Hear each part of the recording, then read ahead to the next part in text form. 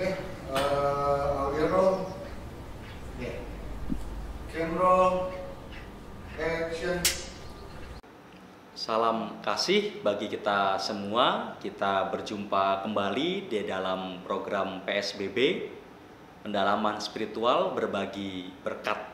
Dan kita masih berbicara seputar Pentakosta. Hari ini kita akan melanjutkan diskusi kita di bawah tema Rohmu memampukan aku menjadi saksimu. Rohmu memampukan aku menjadi saksimu. Kalau kita mengingat PSBB yang lalu, kita berbicara banyak mengenai peran dari Roh Kudus yang memampukan, memperlengkapi, mendayagunakan para murid pada peristiwa Pentakosta. Maka keberadaan Roh Kudus yang menari bersama dengan persekutuan Allah Trinitas sejak awal penciptaan terus menggerakkan para murid termasuk kita sampai saat ini untuk terus bersaksi memberitakan karya Allah di dalam kehidupan. Tetapi apakah pemberitaan Injil masih menjadi tugas yang relevan untuk kita saat ini, mengingat konteks kehidupan kita yang berbeda dengan para murid dulu? Kira-kira bagaimana Pendeta Ivan? Iya, jadi kehadiran Roh Kudus seperti yang kemarin kita bahas bersama memang memampukan setiap orang percaya untuk menjadi saksi. Ini diungkapkan jelas lewat peristiwa kenaikan yang akan kita rayakan, dan mungkin ketika video ini tayang sudah kita rayakan.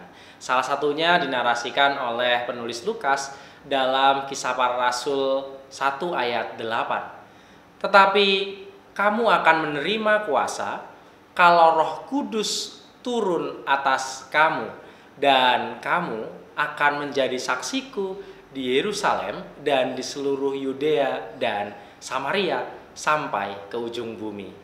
Nah, perkataan ini jelas menunjuk pada tugas pengikut Kristus untuk melakukan dan melanjutkan pemberitaan kabar baik akan penyelamatan yang dikerjakan Allah oleh Tuhan Yesus sendiri di dalam dunia.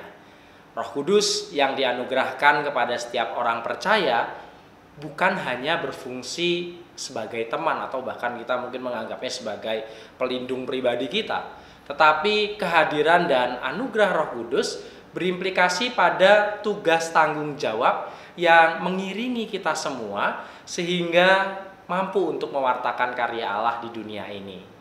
Selama bumi masih belum berakhir, selama itulah Roh Kudus mendampingi kehidupan orang percaya, dan selama Roh Kudus terus hadir, di sanalah tugas pewartaan Injil terus menggema kepada setiap orang yang percaya pada Kristus.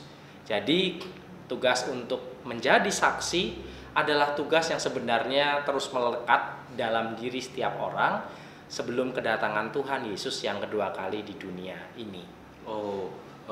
Tetapi kan kalau kita lihat konteks dunia saat ini, kita tahu dengan adanya teknologi, adanya internet membuat orang dengan mudah tahu akan budaya yang lain, dan kita sadar bahwa saat ini kita itu beragam, bahwa dulu mungkin kita cuma tahu lingkungan sekitar kita yang homogen gitu, yang sama. Tapi sekarang kita tahu di sana begini, di sana begitu, dan konteks kita saat ini penuh dengan keberagaman. Apakah dengan begitu keberagaman ini juga dapat diakui sebagai anugerah Tuhan atas kehidupan?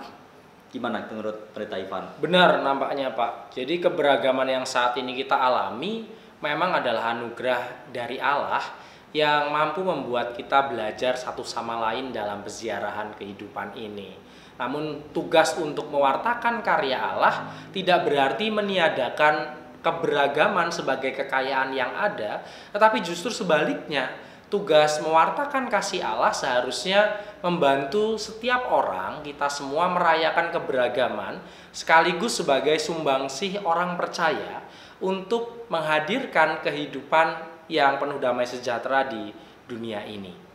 Maksudnya kira-kira kalau konkretnya itu gimana menurut Pendeta Ivan? Jadi pekabaran Injil atau misiologi memang memiliki beragam makna dan beragam pengertian pelaksanaannya dalam pandangan Kristenan. Secara tradisional, kata ini diparafrasekan sebagai, ada yang mengatakan penyebaran iman, ada yang mengatakan perluasan pemerintahan Allah, pertobatan orang kafir, dan ada juga yang mengatakan pendirian jemaat-jemaat baru. Tapi seiring perjalanan waktu, konteks mulai mempengaruhi perkembangan misi sendiri di tiap gereja dan aliran. Nah, konteks inilah konteks di mana manusia hidup di masa kini. Menurut David Boss dalam buku Transformasi Misi Kristen, saat ini konteks itu telah berubah.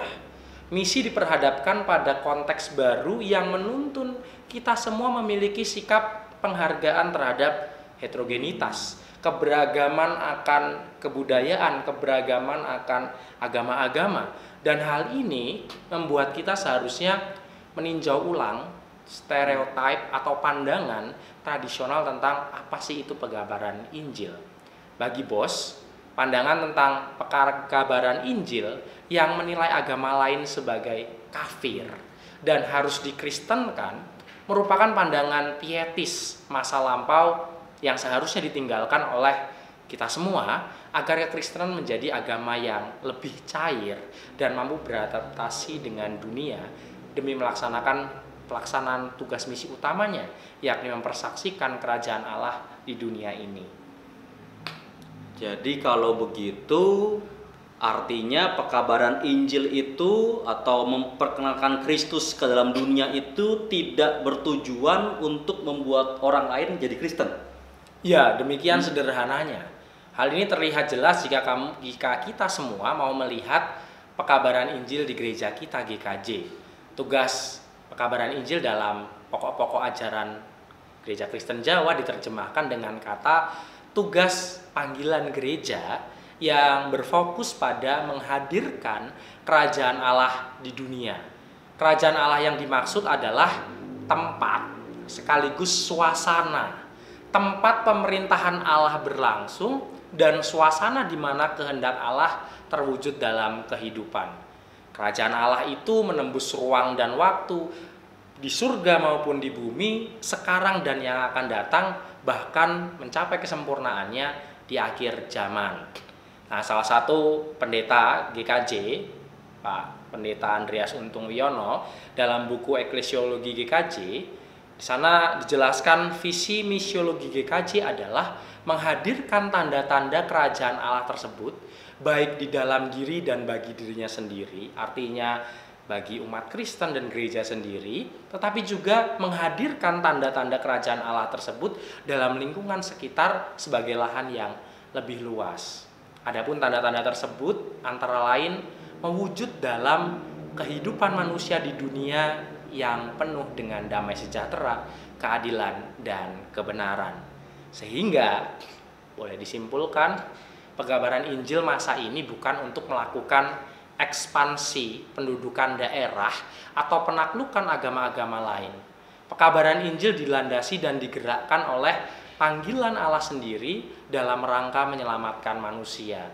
Dan tujuan, kalau kita melihat penyelamatan Allah dalam dunia ini kan memang mengembalikan manusia ke dalam martabatnya sebagai gambar dan citra Allah, sehingga manusia dapat menjalin hubungan yang benar dengan Allah, sesama, dan lingkungannya.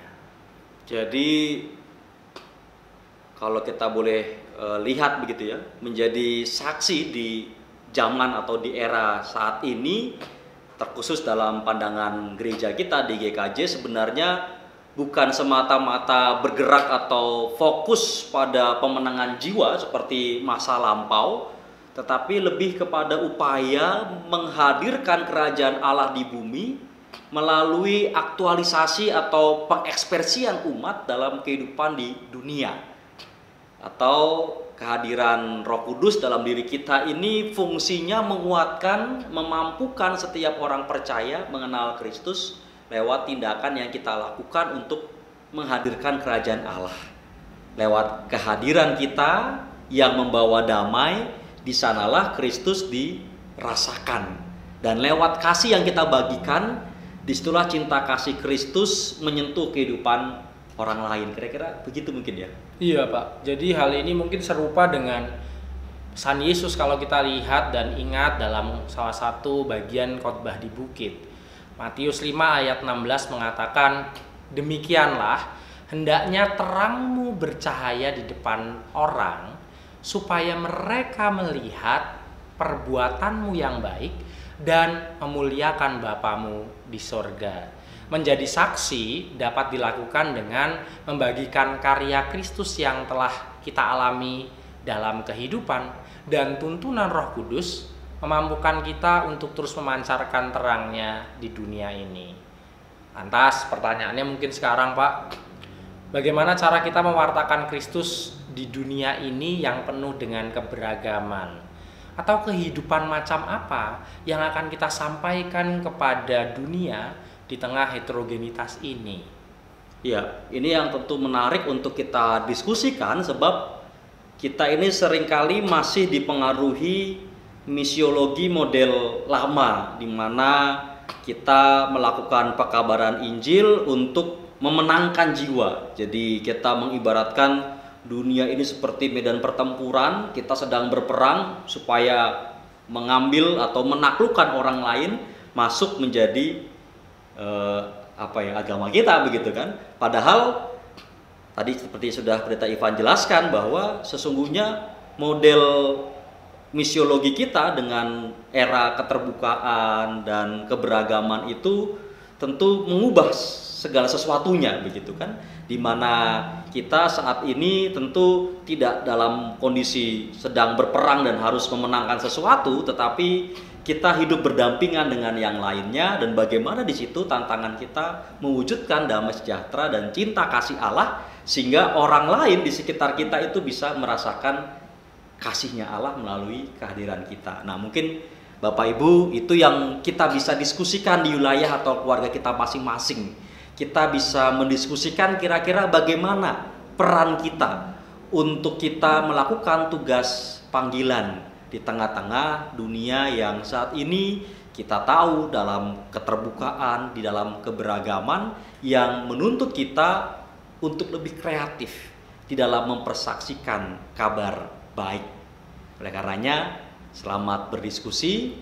Sampai jumpa minggu depan dalam acara PSBB, Pendalaman Spiritual Berbagi Berkat.